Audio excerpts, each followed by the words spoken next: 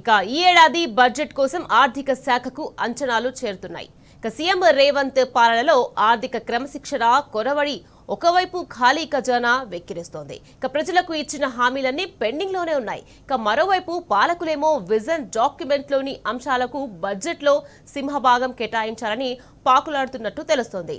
Revanth and co కొత్త పైత్యాలతో ప్రజలను మభ్యపెట్టే ప్రయత్నాలు చేస్తున్నారన్న విమర్శలు వెల్లువెత్తుతున్నాయి.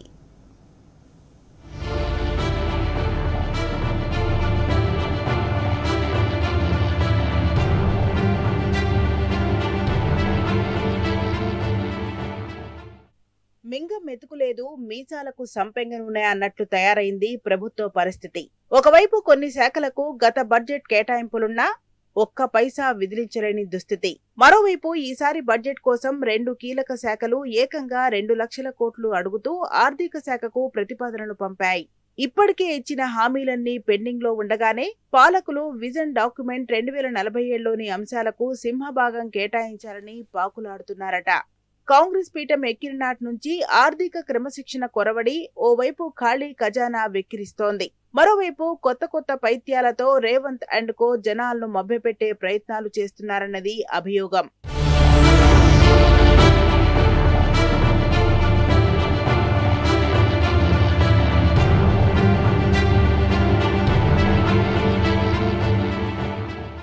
2026-27 సంవత్సరం కోసం శాఖల వారీగా బడ్జెట్ అంచనాలు ఆర్థిక శాఖకు చేరుతున్నాయి. క్రితం సంవత్సరం కేటాయింపులు చేసిన ఖర్చు బేరీజు వేసుకుని గతం కంటే ఓ 10% ఎక్కువ నిధులు అడుగుతూ ప్రపోజల్స్ ఫైనాన్స్ డిపార్ట్మెంట్ కు అందుతున్నాయి. కొన్ని కీలక విభాగాలైతే పోయిన ఏడాది కంటే 4 రెట్లు అధికంగా నిధులు అడుగుతుండడం గమనార్హం. ప్రాధాన్యత రంగాలైన ఇరిగేషన్, ఇండస్ట్రీస్ లు కలిపి 2026-27 ఆర్థిక సంవత్సరానికి ఏకంగా 2 లక్షల కోట్ల రూపాయల నీటిపారుదల శాఖ దాదాపు 80,000 కోట్ల పైచిలుకు కేటాయింపులు కోరుతోంది. వీటిలో తుమ్మిడిహట్టి దగ్గర బ్యారేజీ నిర్మాణం కోసం సుమారు 11,000 కోట్లు, పాలమూరు రంగారెడ్డి ఎత్తిపోతల పథకం కోసం దాదాపు 3,500 కోట్లు, శ్రీశైలం లెఫ్ట్ బ్యాక్ కెనాల్ కోసం మరో 6,000 నిధుల కోసం ప్రపోజల్స్ పంపింది. తుమ్మిడిహట్టి దగ్గర ప్రాజెక్ట్ నిర్మించి తీరుతామని, ఎస్ఎల్బీసీని కూడా పూర్తి చేస్తామని పాలకులు భీషణ ప్రతిజ్ఞ చేసిన నేపథ్యంలో ఈ కేటాయింపులపై ముఖ్యమంత్రి, ఉప ముఖ్యమంత్రులు ఏ నిర్ణయం తీసుకుంటారన్న చర్చ జరుగుతోంది. ఇక పాలమూరు రంగారెడ్డి ఎత్తిపోతల పథకం కోసం అడిగిన నిధులను చూస్తే మహబూబ్ నగర్, నల్గొండ జిల్లాలపై అత్యంత ప్రేమ ఒలకబోస్తున్న ముఖ్యమంత్రి ఎన్నుకో కేవలం మాటలకే పరిమితమవుతున్నారా అన్న సందేహాలు తలెత్తుతున్నాయి. కాగా గత బడ్జెట్ లో నీటిపారుదల ప్రాజెక్టులకు కేటాయించింది కేవలం 22,000 కోట్ల రూపాయలు మాత్రమే. ఈ నేపథ్యంలో భారీ ప్రతిపాదనల నడుమ ఈసారి ఇరిగేషన్ శాఖకు నిధుల కేటాయింపు ఎలా ఉంటుంది అన్న దానిపై ప్రత్యేక ఆసక్తి నెలకొంది.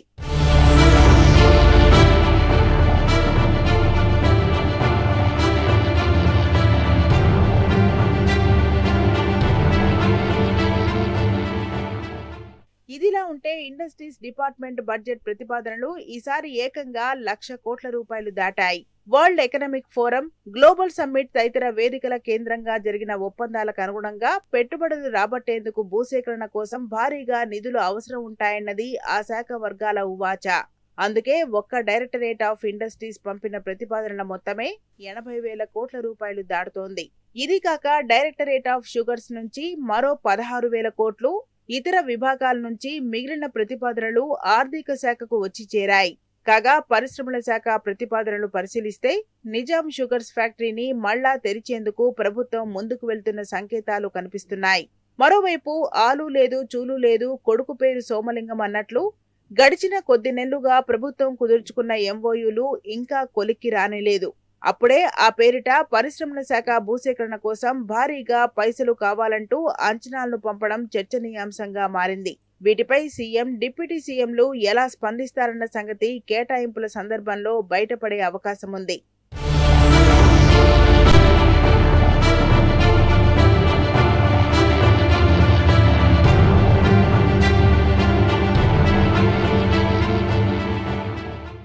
మరోవైపు 2025-26 బడ్జెట్ లో కొన్ని శాఖలకు ఫండ్ శాంక్షన్ అయినా ప్రభుత్వం ఇప్పటి వరకు పైసా విదిలించకపోవడం ఈ ఆర్థిక సంవత్సరంలో కొసమెరుపు. వీటిలో ప్రధానంగా టూరిజం, ప్రణాళిక శాఖలున్నాయి. గత బడ్జెట్లో టూరిజం శాఖకు 2500 కోట్లు కేటాయిస్తే కనీసం 2 లక్షలు కూడా విడుదల చేయలేదు. పెట్టిన ఖర్చు సున్నా. ఇక R&B శాఖ పరిస్థితి సైతం అంతే. ఒక్క పనికి కూడా నిధులు ఇవ్వకపోగా కాంట్రాక్టర్ల చెల్లింపులు పెద్ద మొత్తంలో బకాయిలున్న సంగతి తెలిసిందే. ప్రభుత్వ తీరుపై కాంట్రాక్టర్లు అంతా తీవ్ర ఆగ్రహంతో ఉన్నారు. ఏ క్షణమైనా రోడ్లెక్కి ధర్నాకు దిగేందుకు సిద్ధమవుతున్నారు. ఇక ప్రణాళిక శాఖ సంగతి సరే. పోయినేడాది బడ్జెట్లో 2900 కోట్లు కేటాయించగా ఖర్చు మాట కనీసం ఒక్క పైసా కూడా బ్రాహ్మణ పరిషత్తో పాటు వివిధ సంక్షేమ సంఘాలకు, నోడల్ ఏజెన్సీలకు, జిల్లా అభివృద్ధి ప్రణాళిక సంస్థలకు, మర్రి చెన్నారెడ్డి మానవ వనరుల అభివృద్ధి సంస్థకు ప్లానింగ్ డిపార్ట్మెంట్ ద్వారా నిధులు విడుదల చేస్తుంటారు. కానీ ఈసారి కనీసం ₹1 సైతం విడుదల చేసిన దాఖలా లేదు.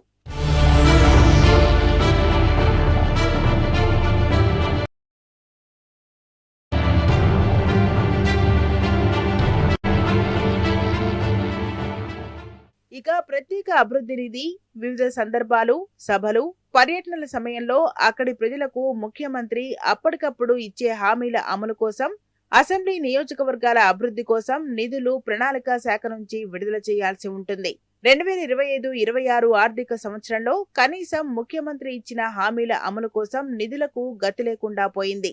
మిగిలిన వాటిని పట్టించుకునే పరిస్థితి ఎక్కడుందన్నది సచివాలయ వర్గాల ప్రశ్న. కాగా నియోజకవర్గాల అభివృద్ధి కోసం డబ్బులు ఇవ్వకపోగా కనీసం విజ్ఞప్తులు చేసుకోవడానికైనా మంత్రులు, ముఖ్యమంత్రి దర్శన భాగ్యం కలవకపోవడంపై ఎమ్మెల్యేలంతా గుర్రుగా ఉన్నారు.